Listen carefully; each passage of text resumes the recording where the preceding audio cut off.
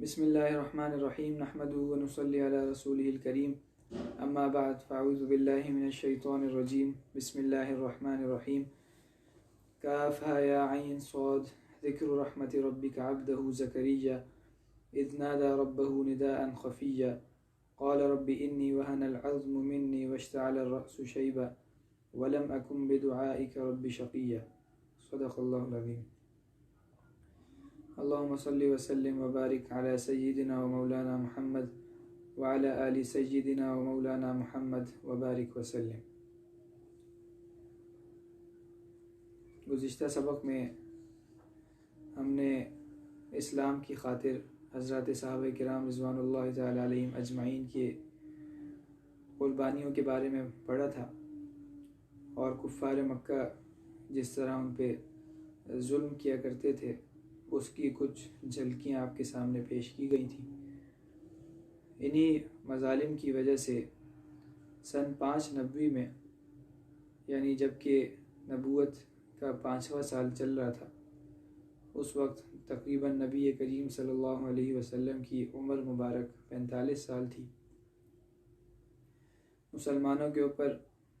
ظلم و ستم دیکھ کر نبی کریم صلی اللہ علیہ وسلم نے سن 590 میں مسلمانوں کو یہ مشورہ دیا تھا کہ تفرقوا فی الارض فإن اللہ سیجمعکم قالوا الی این نذهب قال الی ہنا واشار بیدہ الی ارض الحبشہ۔ نبی کریم صلی اللہ علیہ وسلم نے فرمایا تھا کہ اللہ تعالیٰ کی زمین میں منتشر ہو جاؤ اور اللہ تعالیٰ پھر عنقریب تمہیں جمع فرما دیں گے۔ لوگوں نے اس پہ سوال کیا تھا، صحابہ کرام نے پوچھا تھا کہ ہمیں کہاں جانا چاہیے، تو نبی کریم صلی اللہ علیہ وسلم نے فرمایا تھا کہ اس طرف چلے جاؤ، اور اس طرف کہہ کے آپ نے حبشہ کی طرف اشارہ فرمایا۔ چنانچہ سن 590 میں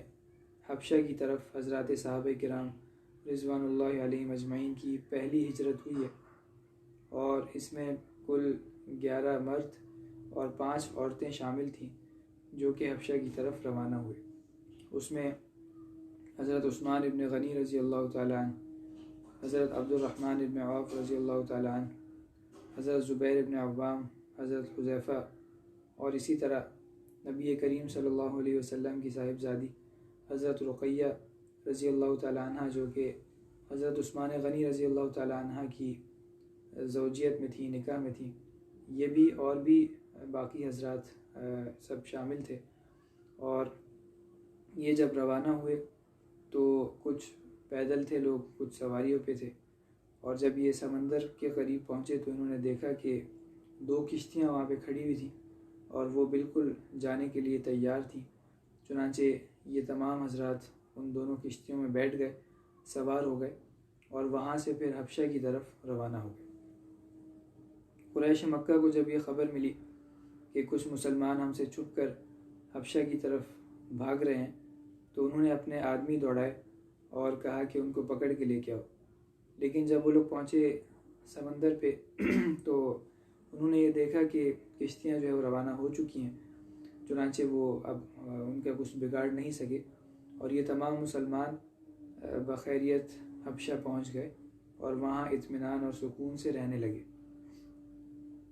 اس کے بعد یہ رجب میں وہاں پہ گئے تھے اور شوال تک وہیں پہ مقیم رہے،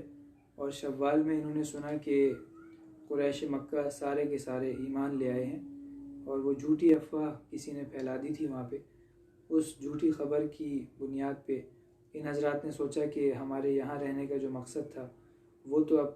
پورا ہو چکا، اب ہمیں مکہ مکرمہ دوبارہ نبی کریم صلی اللہ علیہ وسلم کی خدمت میں حاضری دینی چاہیے۔ چنانچہ یہ حضرات حبشہ سے دوبارہ سے مکہ مکرمہ کی طرف روانہ ہو گئے، لیکن جب مکہ مکرمہ کے قریب پہنچے تو انہیں یہ اطلاع ملی کہ وہ خبر جھوٹی تھی، اور قریش مکہ بدستور اپنے آبائی دین پہ اور بت پرستی پہ برقرار ہیں، اور مسلمانوں کے اوپر ظلم و ستم میں انہوں نے مزید اضافہ کر دیا۔ تو یہ انہیں خبر جب ملی تو مکہ کے بالکل ہی قریب پہنچ چکے تھے، اس وجہ سے واپس بھی نہیں لوٹ سکتے تھے، تو کچھ لوگ پھر چھپ کے مکہ مکرمہ میں داخل ہوئے اور کچھ کسی کی پناہ لے کر مکہ مکرمہ میں داخل ہو گئے۔ اور پھر اس کے بعد حبشہ کی طرف دوسری ہجرت بھی ہوئی ہے، اور اس دوسری ہجرت میں 86 کے قریب مرد حضرات اور 16 کے قریب خواتین شامل تھیں، اور یہ سب قریش مکہ کے ظلم و ستم سے تنگ آ کر اور اپنا دین اور ایمان بچانے کی نیت سے حبشہ کی طرف ہجرت کر رہے تھے۔ اور پھر یہ حضرات حبشہ میں ہی رہے یہاں تک کہ نبی کریم صلی اللہ علیہ وسلم سن 1390 میں مدینہ منورہ ہجرت فرما گئے۔ تو جب مدینہ منورہ کی طرف ہجرت ہو گئی تو ان میں سے بہت سارے حضرات تو اسی وقت مدینہ منورہ آ گئے، اور کچھ حضرات غزوہ خیبر کے موقع پہ نبی کریم صلی اللہ علیہ وسلم کی خدمت میں حاضر ہوئے۔ اور اس پورے وقت میں حبشہ کا جو بادشاہ تھا جس کو نجاشی کہا جاتا تھا، اس نے ان حضرات کے ساتھ بڑے احترام کا اور اکرام کا معاملہ کیا، اور بہت ہی زیادہ عزت سے اور بہت زیادہ امن کے ساتھ ان کو وہاں پہ رہنے کا موقع دیا، اور ان کو اپنے دین کے مطابق جو بھی عبادات ہیں اور جو بھی معاملات ہیں وہ سب کے سب کرنے کی اجازت دی۔ بیچ میں ایک مرتبہ قریش مکہ نے یہ کوشش کی کہ یہ جو صحابہ کرام حبشہ کی طرف ہجرت کر گئے ہیں اور بڑے اطمینان سے وہاں پہ رہ رہے ہیں، ان کو ہم کسی طرح قید کر کے واپس لے آئیں۔ تو انہوں نے اس مقصد کے لیے عمرو ابن العاص اور عبداللہ ابن ابی ربیعہ کو حبشہ روانہ کیا، اور ان سے یہ کہا کہ سب سے پہلے جب تم حبشہ پہنچو گے تو جو بھی درباری ہیں بادشاہ کے، ان سب کو بڑے بڑے ہدیے پیش کرنا اور تحائف پیش کرنا، اور پھر اس کے بعد بادشاہ کو بھی تحائف اور ہدیے دینا، اور پھر اس کے بعد اپنا جو مدعا ہے وہ ان کے سامنے رکھنا۔ چنانچہ جب یہ لوگ حبشہ پہنچے اور بادشاہ کی خدمت میں جانے سے پہلے درباریوں سے معاملات طے کر لیے، ان کو بڑے بڑے ہدایہ دیے، تحائف دیے، اور ان کو یہ بتایا کہ ہم اپنے جو بھاگے ہوئے لوگ ہیں وہ واپس لینے کے لیے آئے ہیں، تو درباریوں نے ان کی مکمل تائید کی اور کہا کہ ٹھیک ہے، ہم دربار میں تمہاری اچھی طرح سے تائید کریں گے اور مدد کریں گے۔ چنانچہ اگلے دن بادشاہ کی خدمت میں حاضر ہوئے اور ان کے سامنے یہ قصہ بیان کیا کہ ہم میں سے کچھ لوگ آپ کے پاس آ گئے ہیں،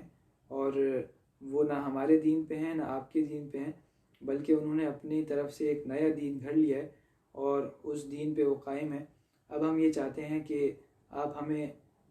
ہمارے قیدی واپس کر دیں، اور یہ ہماری طرف سے بھاگ کے آئے ہوئے ہیں، یہ سارے لوگ آپ ہمیں لوٹا دیں۔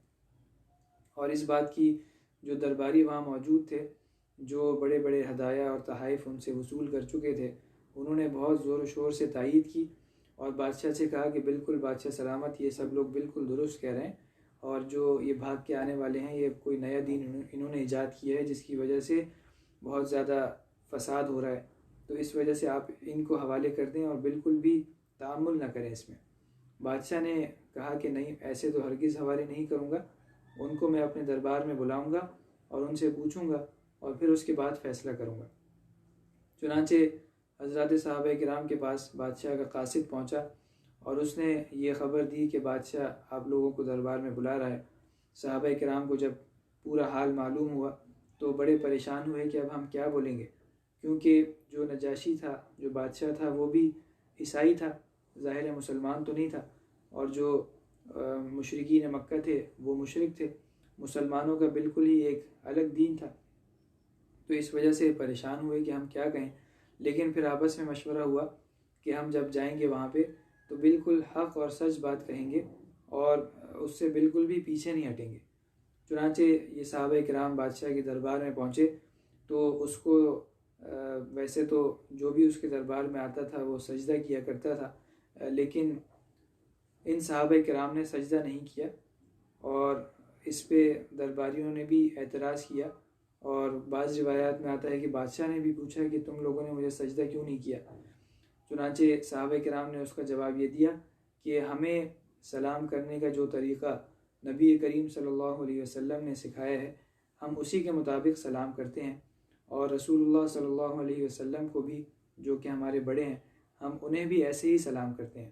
اور ہم اللہ تعالیٰ کی پناہ چاہتے ہیں اس بات سے کہ ہم اللہ کے سوا کسی اور کو سجدہ کریں۔ چنانچہ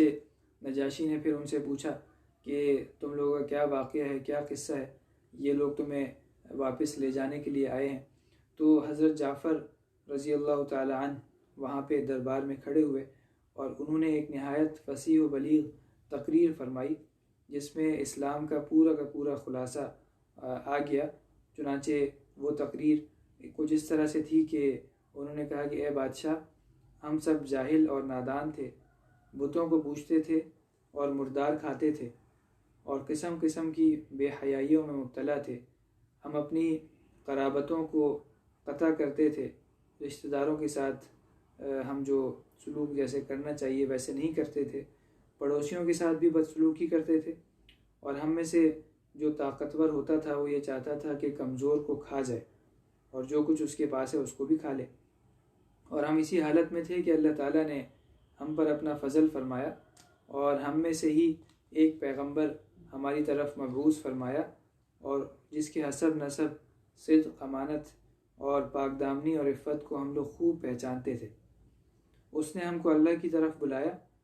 اور یہ کہا کہ ہم اس کو ایک مانیں اور ایک جانیں، صرف اسی کی عبادت اور بندگی کریں، اور جن بتوں اور پتھروں کو ہمارے آباء و اجداد اور ہم پوجتے ہیں ان کو چھوڑ دیں۔ سچائی، امانت اور صلہ رحمی کا حکم دیا، پڑوسیوں سے حسن سلوک اور خون ریزی اور حرام باتوں سے بچنے کا حکم دیا، اور تمام بے حیائیوں اور باطل اور ناحق کہنے سے اور یتیم کا مال کھانے سے اور کسی پاک دامن پر تہمت لگانے سے منع فرمایا۔ تو یہ انہوں نے ایک تقریر فرمائی، اور اسی طرح یہ بتایا کہ ہم صرف اللہ کی عبادت کرتے ہیں، اس کے ساتھ کسی کو شریک نہیں کرتے، حلال چیزوں کو کھاتے ہیں، حرام چیزوں سے بچتے ہیں۔ صرف اس بنیاد پہ ہماری قوم نے ہمیں طرح طرح سے تکلیفیں دیں اور ہمیں ستایا، اور جب ان کی تکلیفیں حد سے بڑھ گئیں تو ہم نے یہاں پہ اپنا وطن چھوڑا اور اپنے دین پہ چلنے کے لیے اپنا وطن چھوڑ کر آپ کی ہمسائیگی کو اختیار کیا، اور اس بنیاد پہ اور اس امید پہ کہ آپ ہمارے اوپر ظلم نہیں کریں گے اور ہمیں امن سے رہنے دیں گے۔ نجاشی نے یہ پوری تقریر سن کے ان سے پوچھا کہ جو کلام تمہارے نبی کے اوپر نازل ہوتا ہے اس میں سے کوئی چیز اگر تمہیں یاد ہے تو تم مجھے سناؤ۔ تو حضرت جعفر رضی اللہ تعالیٰ عنہ نے اس دربار میں سورہ مریم کی وہ ابتدائی آیات پڑھی جو کہ میں نے آپ کے سامنے تلاوت کی ہیں، اور وہ کاف ہا یا عین صاد ذکر رحمت ربک عبدہ زکریا اذ نادى ربہ نداء خفیا۔ ان آیات میں حضرت زکریا علیہ السلام کا بھی ذکر ہے اور حضرت مریم علیہ السلام کا بھی ذکر ہے۔ یہ آیات جب تلاوت کی تو بادشاہ خود بھی اور اس کے جتنے درباری بیٹھے تھے وہ سب کے سب عیسائی تھے، چونکہ وہ سمجھتے تھے کہ اللہ تعالیٰ کا ہی کلام ہے، ان کی روتے روتے ہچکیاں بن گئیں اور ان کی داڑھیاں آنسوؤں سے تر ہو گئیں۔ چنانچہ جب وہ تلاوت مکمل ہو گئی تو نجاشی نے کہا کہ یہ وہ کلام ہے جو کہ حضرت عیسیٰ علیہ السلام لے کر آئے، اور یہ دونوں کلام ایک ہی شمعدان سے نکلے ہوئے ہیں، اور قریش کا جو وفد وہاں پہ گیا تھا اس سے صاف کہہ دیا کہ ہرگز کسی بھی قیمت پہ ان لوگوں کو تمہارے حوالے نہیں کروں گا۔ چنانچہ وہ وہاں سے دربار سے چلے گئے اور وہ جس مقصد کے لیے آئے تھے اس مقصد میں ناکام ہو گئے۔ اگلے دن عمرو بن عاص وہاں سے جب نکلا تو اس نے کہا کہ کل میں بادشاہ کے سامنے ایسی بات کروں گا کہ جس کی وجہ سے بادشاہ ان لوگوں کو تہس نہس کر دے گا۔ جو اس کا دوسرا ساتھی تھا عبداللہ ابن ربیعہ، اس نے کہا کہ بھائی ایسی بات نہ کرنا، یہ ہمارے دین میں تو ٹھیک ہے مخالف ہیں، لیکن ہمارے رشتہ دار ہیں، ہمارے دوست احباب تھے پہلے، یہ تم ایسی کوئی بات نہ کرو جس کی وجہ سے بادشاہ ان کو کوئی نقصان پہنچا دے یا ان کو جان سے ہی مار دے۔ لیکن عمرو بن العاص باز نہیں آیا، اور اس نے اگلے دن بادشاہ کے دربار میں پہنچ کے کہا کہ یہ لوگ حضرت عیسیٰ علیہ السلام کے بارے میں بہت سخت الفاظ کہتے ہیں۔ بادشاہ نے مسلمانوں کو بلایا اور ان سے یہ پوچھنے کے لیے کہ کیا کہتے ہیں، ان کو دربار میں طلب کیا۔ حضرات صحابہ کرام کے پاس جب قاصد پہنچا تو بڑے پریشان ہوئے کہ ہم کیا کہیں گے، کیونکہ عیسائی تو حضرت عیسیٰ علیہ السلام کو والعیاذ باللہ اللہ تعالیٰ کا بیٹا سمجھتے ہیں اور خدائی میں شریک سمجھتے ہیں، جبکہ مسلمانوں کا عقیدہ اس سے بالکل مختلف ہے۔ مسلمان ان کو اللہ تعالیٰ کا بندہ، اللہ تعالیٰ کا رسول اور اللہ تعالیٰ کی طرف سے ایک خاص کلمہ سمجھتے ہیں، جو کہ بغیر باپ کے اللہ تعالیٰ نے پیدا فرمائے۔ تو یہ بڑی تشویش ہوئی سب میں، لیکن سب نے مشورہ کیا اور کہا کہ جو بات بالکل برحق ہے اور سچ ہے ہم وہی بات کہیں گے اور اس سے بالکل بھی سر منہ تجاوز نہیں کریں گے۔ چنانچہ جب دربار میں پہنچے اور ان سے نجاشی نے پوچھا کہ حضرت عیسیٰ علیہ السلام کے بارے میں تم لوگوں کا کیا عقیدہ ہے، تو انہوں نے فرمایا کہ بھائی ہم انہیں اللہ تعالیٰ کا بندہ مانتے ہیں، اللہ تعالیٰ کا رسول مانتے ہیں اور اللہ تعالیٰ کا ایک خاص کلمہ مانتے ہیں جو کہ اللہ تعالیٰ نے اپنے خاص قدرت سے ان کو بغیر باپ کے پیدا فرمایا۔ یہ بات سن کے نجاشی نے زمین سے ایک تنکا اٹھایا اور اس سے یہ کہا کہ خدا کی قسم مسلمانوں نے جو کچھ کہا ہے حضرت عیسیٰ علیہ السلام اس سے ایک تنکے کی مقدار بھی زائد نہیں ہے، جتنی ان کی جو بھی حیثیت ہے اور ان کا جو بھی اللہ تعالیٰ کے یہاں درجہ ہے وہ انہوں نے بڑے اچھے طریقے سے بتا دیا ہے۔ چنانچہ یہ جو سازش تھی عمرو بن العاص کی یہ بھی ناکام ہو گئی اور مسلمان نہایت خوشی سے اور نہایت اطمینان سے وہاں پہ رہنے لگے۔ اور نجاشی نے اس موقع پہ یہ بھی کہا تھا کہ میں ہرگز ان لوگوں کو تمہارے حوالے نہیں کروں گا، اور خدا کی قسم خدا نے میرا ملک اور میری سلطنت بغیر رشوت کے مجھ کو دلائی ہے، لہٰذا میں ان لوگوں کو تمہارے حوالے نہیں کروں گا۔ حضرت صدیقہ عائشہ رضی اللہ تعالیٰ عنہ فرماتی ہیں کہ اس نے یہ جو کہا کہ میری سلطنت اور اللہ تعالیٰ نے مجھے بغیر رشوت کے واپس لوٹائی ہے، اس کا مطلب یہ ہے کہ نجاشی کے جو والد صاحب تھے ان کا ایک ہی بیٹا تھا جس کا نام نجاشی تھا، لقب تھا نجاشی، تو اور ان کا جو بھائی تھا اس کے 12 لڑکے تھے۔ چنانچہ درباریوں میں اور عوام میں یہ مشورہ ہوا کہ بھائی یہ ہمارا جو بادشاہ ہے اس کا تو صرف ایک ہی لڑکا ہے اور اس بادشاہ کا جو بھائی ہے اس کے 12 لڑکے ہیں، تو اگر یہ بادشاہ مر گیا تو اس کا بیٹا بادشاہ بن جائے گا، لیکن اس کے بعد پھر مزید بادشاہ بنانے کے لیے کوئی اور موجود نہیں ہوگا، لہٰذا ہمیں ایسا کرنا چاہیے کہ اس بادشاہ کو مار کے اس کا جو بھائی ہے اس کو ہمیں بادشاہت دے دینی چاہیے اور تخت پہ اس کو بٹھانا چاہیے۔ چنانچہ ایسے ہی کیا گیا، نجاشی کا جو باپ تھا اس کو قتل کر دیا گیا اور نجاشی کا جو چچا تھا اس کو تخت سلطنت پہ بٹھا دیا گیا۔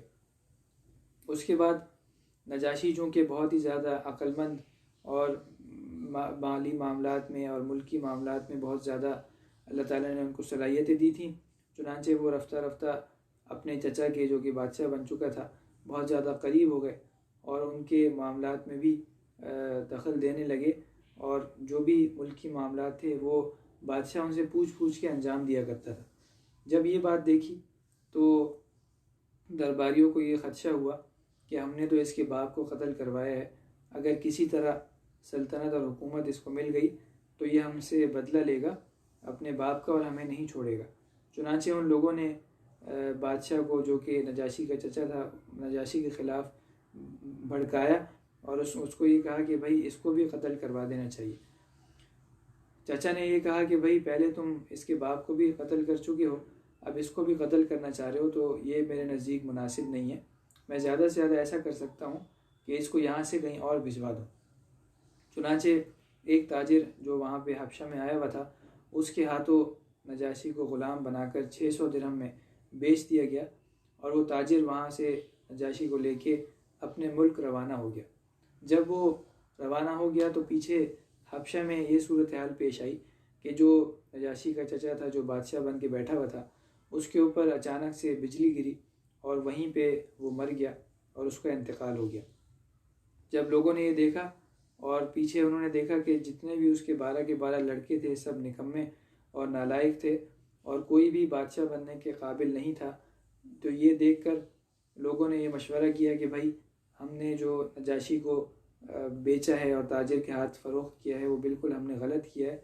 اور بادشاہ بننے کے قابل صرف وہی تھا، یہ 12 کے 12 لڑکے تو کچھ بھی نہیں کر سکتے اور نہ حکومت چلا سکتے ہیں۔ چنانچہ سب نے مشورہ کر کے اس تاجر سے نجاشی کو واپس منگوایا اور اس کو تخت پہ بٹھایا اور اس کو بادشاہ بنا دیا، اور پھر وہ تاجر کے جو 600 درہم تھے وہ نجاشی نے واپس کر دیے۔ اس طرح سے اللہ تعالیٰ نے نجاشی کو اس کی سلطنت واپس لوٹا دی۔ اسی واقعے کی طرف نجاشی نے اشارہ کر کے کہا تھا کہ اللہ تعالیٰ نے بغیر کسی رشوت کے میری سلطنت مجھ کو واپس دلوائی ہے، اس وجہ سے میں کیسے اب یہ ان لوگوں کو تمہارے حوالے کر دوں اور ظلم کیسے کروں میں۔ اسی طرح نجاشی کے دربار میں حضرت جعفر رضی اللہ تعالیٰ عنہ نے 3 سوالات بھی فرمائے تھے، اور بادشاہ سے یہ کہا تھا کہ آپ ان سے یہ پوچھیں کہ کیا ہم کسی کے غلام ہیں جو بھاگ کے کہیں سے آ گئے ہیں؟ اگر ایسا ہے کہ ہم کسی کے غلام ہوں اور ہم اپنے آقاؤں سے بھاگ کے آ گئے ہوں تو آپ بغیر کسی تعامل کے ہمیں ان کے حوالے کر دیں۔ تو نجاشی نے عمرو بن العاص سے پوچھا کہ کیا یہ لوگ کسی کے غلام ہیں؟ تو اس نے کہا کہ نہیں، بل احرار کرام، غلام تو نہیں ہیں بلکہ آزاد اور شریف ہیں۔ اس کے بعد حضرت جعفر نے پوچھا کہ آپ ان سے یہ پوچھیں کہ کیا ہم وہاں پہ کسی کو قتل کر کے بھاگ کے آئے ہوئے ہیں جس کی وجہ سے یہ ہمیں یہاں پہ لینے آئے؟ تو اگر ایسا ہے تو پھر بھی آپ ہمیں ان کے حوالے کر دیں۔ نجاشی نے ان سے پوچھا تو اس نے کہا کہ نہیں، ایسا تو کچھ بھی نہیں ہے، لا قطرۃ من دم، اور ایک خون کا ایک قطرہ بھی انہوں نے وہاں پہ نہیں بہایا، کسی کو قتل کرنا تو دور کی بات۔ اس کے بعد حضرت جعفر رضی اللہ تعالیٰ عنہ نے تیسرا سوال فرمایا اور ان سے یہ پوچھا کہ ایسا یہ بتاؤ کہ ہم وہاں سے کسی کا مال لے کے بھاگے ہوئے ہیں، اگر ایسا ہے تو ہمیں جو ہے وہ ان کے حوالے کر سکتے ہیں آپ۔ تو نجاشی نے ان سے پوچھا عمرو بن العاص سے، تو انہوں نے کہا کہ نہیں، ایک قیراط بھی لے کے نہیں آئے، بالکل بھی مال لے کے کسی کا نہیں بھاگے، لیکن بات یہ ہے کہ ہم اور یہ ایک ہی دین پہ تھے، انہوں نے اپنے لیے کوئی نیا دین بنا لیا جس کی وجہ سے ہمارے درمیان فتنہ اور فساد برپا ہو گیا۔ لیکن نجاشی نے بالکل صاف بتا دیا کہ میں کسی بھی صورت میں ان لوگوں کو تمہارے حوالے نہیں کروں گا، اور اس کے جو درباری تھے انہوں نے بھی اس بات کا بہت برا منایا، چونکہ وہ پہلے ہی قریش کے وفد سے ہدایہ اور تحائف لے چکے تھے، لیکن پھر بھی نجاشی نے بالکل ان کی بات نہیں مانی اور حضرات صحابہ کرام کو امن و امان کے ساتھ وہاں پہ رہنے کی اجازت دے دی اور ان کو پناہ دے دی، اور اس طرح یہ حضرات وہاں پہ امن و سکون کے ساتھ رہنے لگے۔ سن 690 میں حضرت عمر بن الخطاب رضی اللہ تعالیٰ عنہ کے اسلام لانے کا عظیم الشان واقعہ پیش آیا، جس کی وجہ سے اللہ تعالیٰ نے اسلام کی اور مسلمانوں کی مدد فرمائی، اور خود نبی کریم صلی اللہ علیہ وسلم کی دعا کی برکت تھی۔ نبی کریم صلی اللہ علیہ وسلم نے دعا مانگی تھی، اللہم اید الاسلام بأحد العمرین، کہ اے اللہ آپ اسلام کو 2 عمر میں سے کسی ایک سے مدد دیں اور اسلام کی تائید فرمائیں۔ اور 2 عمر کون سے تھے؟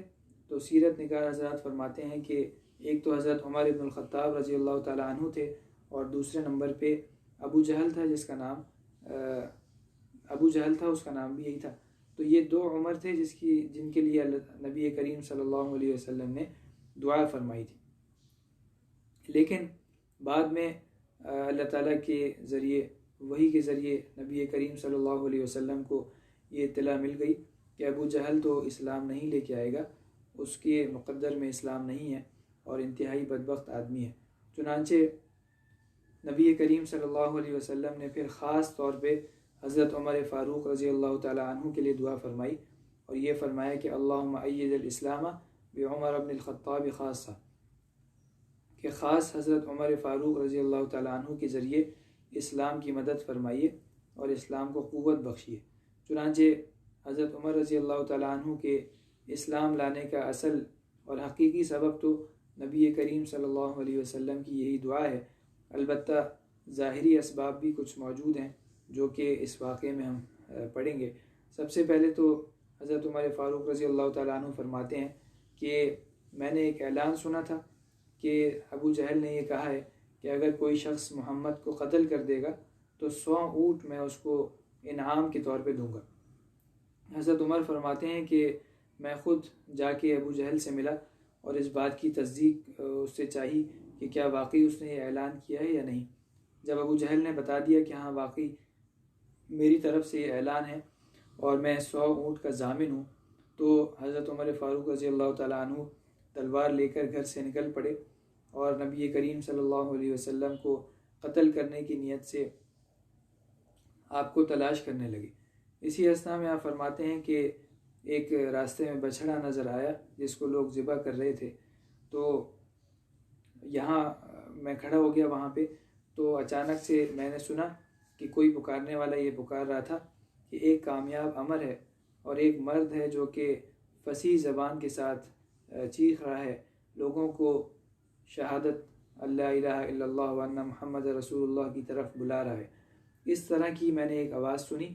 تو مجھے یہ لگا کہ جیسے یہ کوئی شخص مجھے ہی مخاطب کر کے کہہ رہا ہے، اور کسی کو تو غالباً وہ آواز نہیں آئی، صرف حضرت عمر فاروق رضی اللہ تعالیٰ عنہ کو وہ آواز سنائی دی۔ لیکن پھر بھی ان کا ارادہ اتنا مضبوط تھا کہ اپنے ارادے سے باز نہیں آئے، اور نبی کریم صلی اللہ علیہ وسلم کو نعوذ باللہ قتل کرنے کی نیت سے دوبارہ سے آگے بڑھ گئے۔ کچھ دور جا کے نعیم ابن عبداللہ جو کہ صحابی ہیں اور مسلمان ہو چکے تھے، انہوں نے وہاں وہ ملے حضرت عمر رضی اللہ تعالیٰ عنہ کو، اور دیکھا کہ ان کے تیور کچھ خطرناک سے ہیں، تو ان سے پوچھا کہ بھئی اس دوپہر میں آپ کہاں جا رہے ہیں؟ حضرت عمر رضی اللہ تعالیٰ عنہ نے فرمایا کہ محمد کے قتل کا ارادہ ہے۔ نعیم نے کہا کہ محمد کو قتل کر کے بنو ہاشم اور بنو زہرہ جو کہ نبی کریم صلی اللہ علیہ وسلم کے ددیال اور ننیال والے ہیں، ان سے کیسے بچ سکو گے؟ حضرت عمر رضی اللہ تعالیٰ عنہ نے کہا کہ ایسا مجھے لگتا ہے کہ تو بھی صابی ہو گیا ہے، بے دین ہو گیا ہے۔ چنانچہ نعیم نے کہا کہ مجھ سے تم کیا پوچھ رہے ہو؟ تمہیں یہ نہیں پتہ کہ تمہاری جو بہن فاطمہ بنت خطاب ہیں اور تمہارے جو بہنوئی سعید ابن زید ہیں وہ بھی مسلمان ہو چکے ہیں؟ یہ بات سننی تھی کہ حضرت عمر رضی اللہ تعالیٰ عنہ غصے سے بھر گئے اور فوراً اپنے بہنوئی اور اپنی بہن کی گھر کی طرف روانہ ہو گئے۔ وہاں پہ جب یہ پہنچے تو ان کے گھر میں حضرت خباب رضی اللہ تعالیٰ عنہ بھی موجود تھے، اور وہ ان دونوں حضرات کو قرآن مجید چھپ کر پڑھا رہے تھے۔ جیسے ہی حضرت عمر فاروق رضی اللہ تعالیٰ عنہ نے گھر پہ پہنچ کے دستک دی، تو حضرت خباب رضی اللہ تعالیٰ عنہ کو ان دونوں حضرات نے کہیں کونے میں چھپا دیا، اور پھر اس کے بعد دروازہ کھولا۔ حضرت عمر رضی اللہ تعالیٰ عنہ نے ان سے پوچھا کہ میں نے یہ سنا ہے کہ تم دونوں بھی صابی ہو گئے اور تم نے بھی نیا دین اختیار کر لیا ہے۔ حضرت سعید ابن زید رضی اللہ تعالیٰ عنہ جو کہ ان کے بہنوئی تھے، وہ آگے بڑھے اور انہوں نے کہا کہ اے عمر، تم یہ بتاؤ کہ اگر کوئی ایسا دین موجود ہو جو کہ ہمارے پرانے دین سے زیادہ بہتر ہو، تو اس موقع پہ ہمیں کیا کرنا چاہیے؟ حضرت عمر فاروق رضی اللہ تعالیٰ عنہ یہ سنتے ہی سمجھ گئے کہ یہ لوگ بھی مسلمان ہو چکے ہیں، اور غصے سے مغلوب ہو کر اپنے بہنوئی کو مارنا شروع کر دیا۔ اور جب ان کی بہن اپنے شوہر کو بچانے کے لیے آگے بڑھی تو ان کو بھی مارا پیٹا اور ان کو بھی خون آلود اور لہو لہان کر دیا۔ انہوں نے حضرت فاطمہ بنت خطاب رضی اللہ تعالیٰ عنہ نے کہا کہ تم کچھ بھی کر لو، ہم تو اب یہ دین اختیار کر چکے ہیں، اور تم صرف اس وجہ سے ہمیں مارتے ہو کہ ہم اللہ کو ایک مانتے ہیں، اور خوب سمجھ لو کہ ہم اسلام لا چکے ہیں، اگرچہ تمہاری ناک خون آلود ہو۔ یہ سب حالات دیکھ کر اور اپنے بہن کی مظلومیت میں ڈوبی ہوئی حالت دیکھ کر اور ان کے خون کو دیکھ کر حضرت عمر رضی اللہ تعالیٰ عنہ کا دل کچھ نرم ہوا، اور حضرت عمر رضی اللہ تعالیٰ عنہ نے ان سے فرمایا کہ اچھا، تم لوگ جو کچھ پڑھ رہے تھے وہ کتاب ذرا میرے پاس لاؤ اور مجھے بھی سناؤ۔ تو بہن نے جواب دیا کہ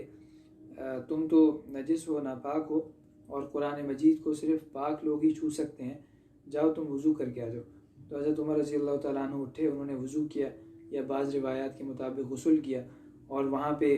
پھر انہوں نے قرآن مجید کا نسخہ لیا اور انہوں نے پڑھنا شروع کیا، اور اس میں سورہ طٰہٰ لکھی ہوئی تھی، طٰہٰ ما انزلنا علیک القرآن لتشقى الا تذکرۃ لمن یخشی تنزیلا ممن خلق الارض والسماوات العلی۔ یہ سورہ طٰہٰ کی ابتدائی آیات ہیں، وہ حضرت عمر رضی اللہ تعالیٰ عنہ نے پڑھی، اور قرآن مجید میں اللہ تعالیٰ نے عجیب تاثیر رکھی ہے۔ جو بھی اس کو پڑھتا ہے اور سچے دل سے پڑھتا ہے، اللہ تعالیٰ اس کے دل پہ اس کا اثر نازل فرماتے ہیں، اور اس کو یہ اچھی طرح معلوم ہو جاتا ہے کہ اللہ تعالیٰ کا ہی کلام ہے۔ اور خاص طور پہ ان حضرات کو جو کہ فصیح و بلیغ عرب تھے، ان کو یہ پتہ چل جاتا تھا کہ یہ کسی انسان کا کلام نہیں ہو سکتا، کیونکہ ان کی تو پوری زندگی ہی عربی شعروں میں اور شعراء کے درمیان گزرتی تھی، تو وہ سمجھ جایا کرتے تھے کہ یہ نہ تو شاعری ہے نہ ہی کسی انسان کا کلام ہے، بلکہ یہ تو اللہ تعالیٰ کی طرف سے نازل کی ہوئی کتاب ہے۔ چنانچہ جب حضرت عمر رضی اللہ تعالیٰ عنہ اس آیت پہ پہنچے، اننی انا اللہ لا الہ الا انا فاعبدنی واقم الصلاۃ لذکری، یہ سورہ طٰہٰ کی آیت ہے، تو اس تک پہنچ کے انہوں نے یہ کہا کہ ما احسن ھذا الکلام واکرمہ، کیا ہی اچھا اور کیا ہی بہترین کلام ہے۔ حضرت خباب رضی اللہ تعالیٰ عنہ نے، جو ان کے گھر میں ہی موجود تھے، انہوں نے کہا کہ اے عمر، تم کو بشارت ہو، میں امید کرتا ہوں کہ رسول اللہ صلی اللہ علیہ وسلم کی دعا تمہارے حق میں قبول ہو گئی ہے۔ حضرت عمر نے کہا کہ اے خباب، مجھ کو حضور صلی اللہ علیہ وسلم کے پاس لے چلو۔ چنانچہ حضرت خباب رضی اللہ تعالیٰ عنہ حضرت عمر فاروق رضی اللہ تعالیٰ عنہ کو لے کے نبی کریم صلی اللہ علیہ وسلم کی خدمت میں حاضر ہوئے، اور نبی کریم صلی اللہ علیہ وسلم اس وقت دار ارقم میں موجود تھے، اور جب وہاں پہ دستک دی، لوگوں نے اٹھ کے دیکھا تو حضرت عمر کھڑے ہوئے تھے، تو صحابہ کرام پریشان ہو گئے کہ یہ پتہ نہیں کس مقصد سے یہاں پہ آئے ہیں، کیونکہ بہت مشہور تھا حضرت عمر فاروق رضی اللہ تعالیٰ عنہ ہر قسم کی مخالفت میں پیش رہتے تھے۔ اس وجہ سے صحابہ کرام کو تشویش ہوئی کہ کہیں نبی کریم صلی اللہ علیہ وسلم کو کوئی تکلیف نہ پہنچائے۔ حضرت حمزہ رضی اللہ تعالیٰ عنہ، جو کہ نبی کریم صلی اللہ علیہ وسلم کے چچا اور آپ کے رضائی بھائی بھی ہیں، وہ بھی وہاں موجود تھے۔ انہوں نے کہا کہ تم لوگ بالکل نہ ڈرو، نہ گھبراؤ، نہ پریشان ہو، بالکل بلا خوف و خطر دروازہ کھول دو۔ اگر تو کسی خیر کے ارادے سے آئے ہیں تو بڑی اچھی بات ہے، اگر کسی شر کے ارادے سے آئے ہیں تو عمر کو قتل کرنا ہمارے لیے کوئی دشوار نہیں۔ ایک روایت میں یہ بھی ہے کہ حضرت حمزہ رضی اللہ تعالیٰ عنہ نے فرمایا، انتہائی بہادر تھے اور غزوہ احد کے موقع پہ شہید ہوئے۔ انہوں نے یہ فرمایا کہ اگر تو یہ کسی خیر کے ارادے سے آیا تو اچھی بات ہے، اگر شر کے ارادے سے آیا ہے تو اسی کی تلوار سے ہم اس کو قتل کریں گے۔ چنانچہ نبی کریم صلی اللہ علیہ وسلم کی اجازت سے دروازہ کھولا گیا۔ حضرت عمر فاروق رضی اللہ تعالیٰ عنہ نبی کریم صلی اللہ علیہ وسلم کے پاس آئے اور فرماتے ہیں کہ دو آدمی میرے بازوؤں سے پکڑ کے مجھے آپ کے سامنے لے آئے، اور نبی کریم صلی اللہ علیہ وسلم نے ان سے فرمایا کہ اس کو چھوڑ دو، اور میرا کرتا کھینچا اور مجھے یہ فرمایا، اے خطاب کے بیٹے، اسلام لا، اور یہ دعا دی، اللہم اہدی، اے اللہ اس کو ہدایت نصیب فرما دیجئے۔ چنانچہ حضرت عمر فاروق رضی اللہ تعالیٰ عنہ نے فرمایا کہ یا رسول اللہ، میں تو اسی لیے حاضر ہوا ہوں کہ آپ پہ ایمان لاؤں اور اللہ کے اوپر ایمان لاؤں، اور جو کچھ اللہ تعالیٰ نے آپ کے اوپر نازل فرمایا اس کے اوپر ایمان لاؤں، اور اشہد ان لا الہ الا اللہ وانک رسول اللہ یہ فرمایا۔ نبی کریم صلی اللہ علیہ وسلم نے یہ سنتے ہی خوشی کے مارے نعرہ تکبیر بلند کیا، جس سے حضرات صحابہ کرام رضوان اللہ علیہم اجمعین کو یہ بات معلوم ہوئی کہ حضرت عمر فاروق رضی اللہ تعالیٰ عنہ اسلام قبول کر چکے ہیں۔ چنانچہ جتنے بھی مسلمان تھے وہ سارے کے سارے بہت ہی زیادہ خوش ہوئے، اور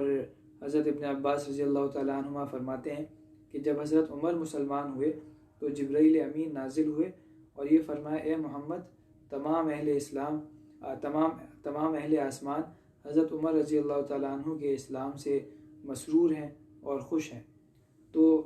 حضرت عمر فاروق رضی اللہ تعالیٰ عنہ کے اسلام لانے سے صرف صحابہ کرام اور نبی کریم صلی اللہ علیہ وسلم ہی خوش نہیں ہوئے، بلکہ آسمانوں میں جو اللہ تعالیٰ کی مخلوق ہیں، فرشتے ہیں، مقرب فرشتے ہیں، وہ بھی حضرت عمر فاروق رضی اللہ تعالیٰ عنہ کے اسلام لانے سے خوش ہوئے، اور یہ نبی کریم صلی اللہ علیہ وسلم کی دعا کی برکت تھی جو کہ اللہ تعالیٰ نے حضرت عمر فاروق رضی اللہ تعالیٰ عنہ کی صورت میں پوری فرمائی۔ جب حضرت عمر فاروق رضی اللہ تعالیٰ عنہ اسلام لا چکے تو اللہ تعالیٰ نے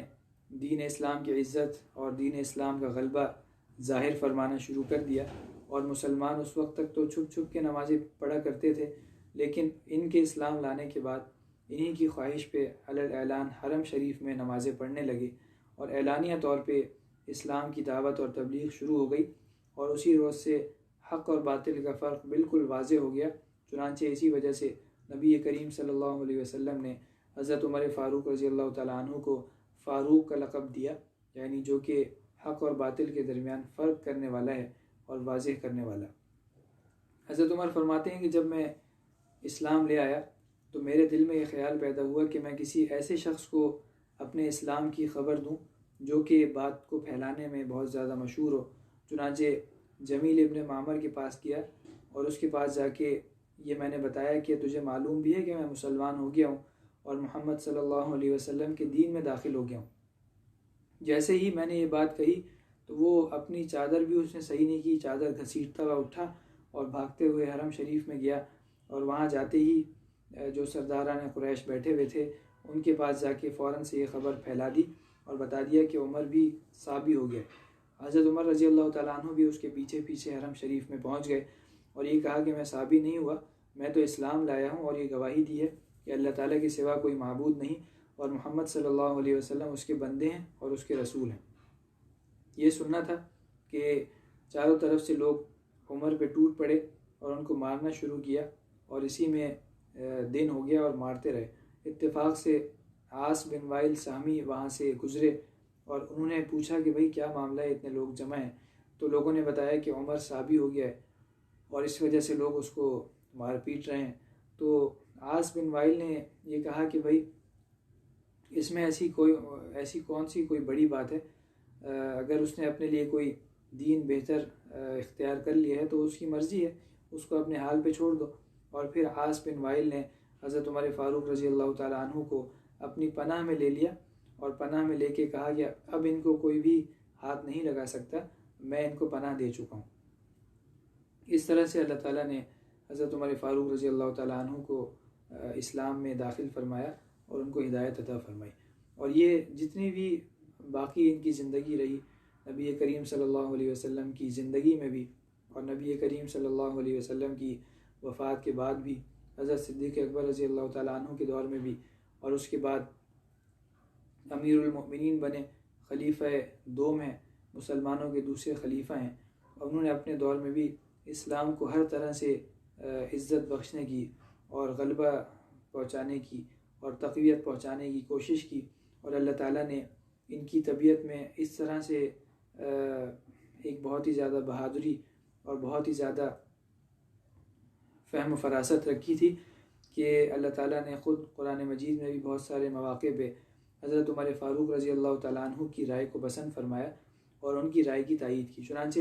غزوہ بدر کے موقع پہ ہم پڑھیں گے کہ جب بڑے بڑے کفار مکہ قید ہوئے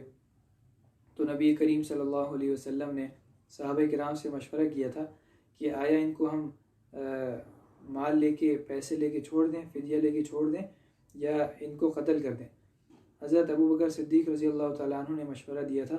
کہ ان کو فدیہ لے کے چھوڑ دینا چاہیے، ہمارے اپنے رشتہ دار ہیں، ممکن ہے اللہ تعالیٰ ان کو ہدایت عطا فرما دیں۔ حضرت عمر فاروق رضی اللہ تعالیٰ عنہ نے فرمایا تھا کہ نہیں، ان کو کسی قیمت پہ چھوڑنا نہیں چاہیے، بلکہ ایسا کرنا چاہیے کہ جو جس کا رشتہ دار ہے وہ اس کو قتل کرے۔ اگر مثال کے طور پہ کسی کا کوئی چچا زاد بھائی گرفتار ہے تو وہ اپنے چچا زاد بھائی کو خود اپنے ہاتھوں سے قتل کرے، اور اسی طرح جس کا جو رشتہ دار ہے وہ اس کو قتل کرے، تاکہ کفار کی طاقت ٹوٹے، ان کی ہمت پست ہو اور آئندہ کبھی مسلمانوں کی طرف پیش قدمی نہ کر سکیں۔ تو یہ حضرت عمر فاروق رضی اللہ تعالیٰ عنہ کا مشورہ تھا اور بہت ہی زیادہ جرأت مندانہ اور بہادرانہ مشورہ تھا، لیکن نبی کریم صلی اللہ علیہ وسلم نے اس موقع پہ حضرت صدیق اکبر رضی اللہ تعالیٰ عنہ اور دوسرے صحابہ کرام کے مشورے کو قبول فرمایا، اور اللہ تعالیٰ نے آپ کو اختیار دے دیا تھا کہ آپ کی مرضی ہے، جو چاہیں آپ کریں۔ تو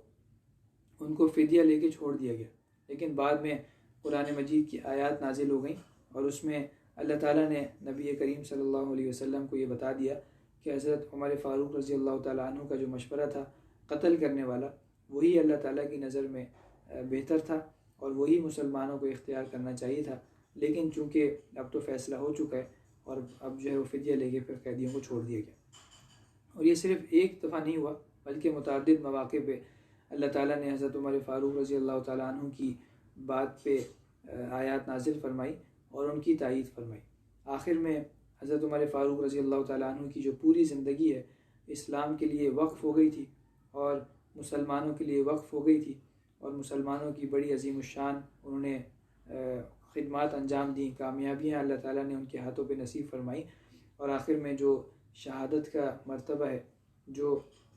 بہت ہی بڑا مرتبہ ہے اللہ تعالیٰ کے نزدیک، وہ اللہ تعالیٰ نے حضرت عمر فاروق رضی اللہ تعالیٰ عنہ کو نصیب فرمایا، اور ابو لولو فیروز مجوسی جو کہ بدبخت شخص تھا، اس کے ہاتھوں مسجد نبوی میں اللہ تعالیٰ نے ان کو شہادت عطا فرمائی۔ یہ اللہ تعالیٰ کی ان پہ عنایات تھیں، نوازشیں تھیں، کرم تھا، فضل تھا، جو کہ اللہ تعالیٰ نے اسلام لانے سے لے کے ان کی شہادت تک جاری و ساری رکھا، اور ان کو ہر طرح کے فضل و کرم سے اللہ تعالیٰ سرسبز و شاداب کرتے رہے۔ اللہ تعالیٰ ان تمام حضرات کو خوب درجات ان کے بلند فرمائے، اور ہمیں بھی ان کی سیرت سے کچھ سمجھنے کی اور کچھ فائدہ حاصل کرنے کی، کچھ سبق حاصل کرنے کی توفیق عطا فرمائے۔ وآخر دعوانا الحمد للہ رب العالمین۔ الحمد للہ رب العالمین والصلاة والسلام علی خیر خلقہ محمد وعلی آلہ واصحابہ اجمعین،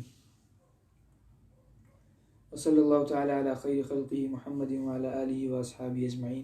آمین برحمتک یا ارحم الراحمین۔